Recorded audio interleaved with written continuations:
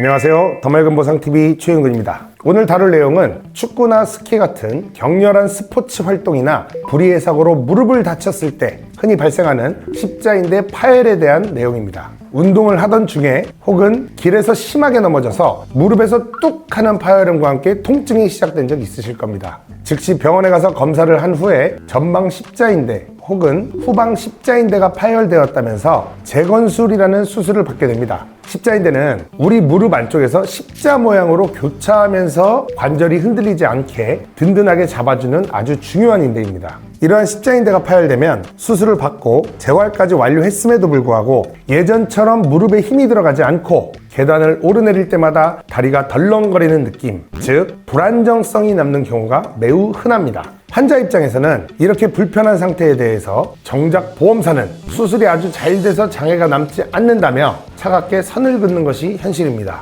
때문에 필수적으로 후유장애에 대한 심도 깊은 검토가 필요합니다. 십자인대 파열로 인한 장애평가의 핵심은 뼈가 부러진 것이 아니라 무릎 관절이 앞뒤로 얼마나 미는지를 측정하는 동요관절에 있습니다.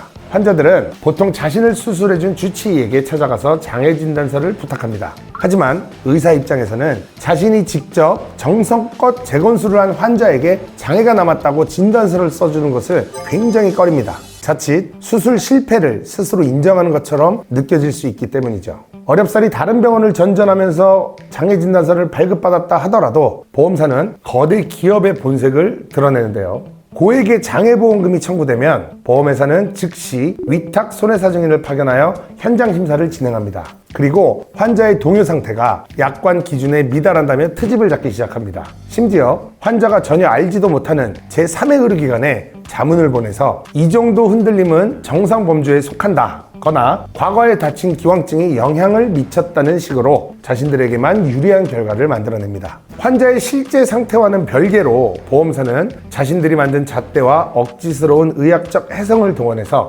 장애율을 대폭 깎아내리거나 아예 지급을 거절해버리는 것입니다. 때문에 이 싸움은 절대로 환자 혼자서 감당할 수가 없습니다. 무릎이 5mm 밀렸느냐 10mm 밀렸느냐는 단 1mm의 차이, 그리고 어떤 기계를 사용하여 어떤 방식으로 측정했느냐에 따라서 보상금이 수천만 원씩 왔다 갔다 하는 고도의 의학적, 법리적 전문 영역입니다. 보험은 가입하는 것보다 다쳤을 때 정확한 기준으로 제대로 받아내는 것이 훨씬 중요합니다. 만약 십자인대 파열 진단을 받고 수술을 하셨거나 치료 후에도 무릎이 불안정하고 통증이 지속되고 계신다면 절대 섣불리 보험사에 진단서부터 내밀지 마십시오. 보험사가 인정하지 않으려는 그 장애를 치밀한 의학적 분석과 명확한 약관 해석을 통해서 정당한 보상으로 바꾸어내는 것이 바로 저와 같은 전문가의 역할입니다.